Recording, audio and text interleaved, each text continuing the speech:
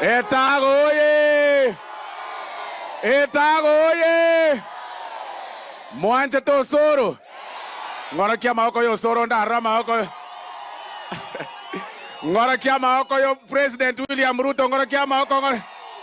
Ngora kia maoko Rigathi Gachagua Deputy President. Ai!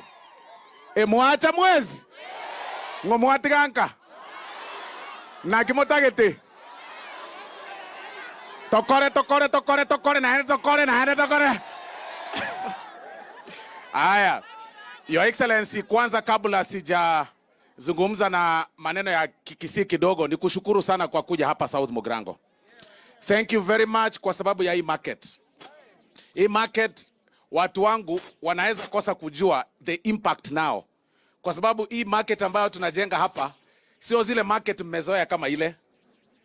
Ni market. Yaani market. Yaani marigiti. Market. Ndo iwanaine. Market ambayo itakuwa na floors. Market ambayo itakuwa na wifi. Market ambayo itakuwa na ICT hub. Market ambayo itakuwa na choo. Market ambayo itakuwa na maji. Market ambayo kutakuwa na mahali wa mama watakuwa wananyonyesha watoto. So, na itakuwa na floors kuenda juu.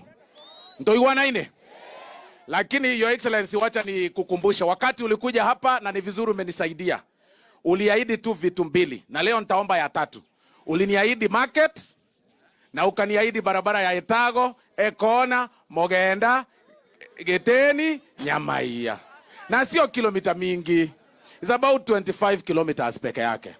Lakini kwa sababu najua hiyo iko, uniruhusu ni kuombe pia moja. Hiyo mimi najua umeikumbuka kwa sababu iko kwa program. Niruhusu ni kuombe moja. Kuna barabara naomba kutoka Mochengo. Ipitie hapo Ayora. Ikuje hapo iendelee itoke Muticho. Na iende Maruo. Iende Suguta. Wasema na wamito wake. Wasema na wamito wake. Kwa sababu hii tumemaliza na najua iko. Wacha pia hiyo ikue.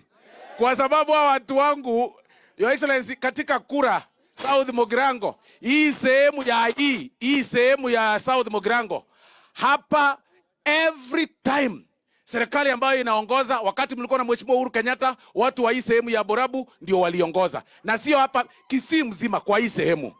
Na hii time nyingine bado hapa kila mahali wewe ndio uliongoza katika hii sehemu. Tukipewa hizo mbili kwanza. Tukipewa hizo mbili kwanza. Ele biyago sere bobe.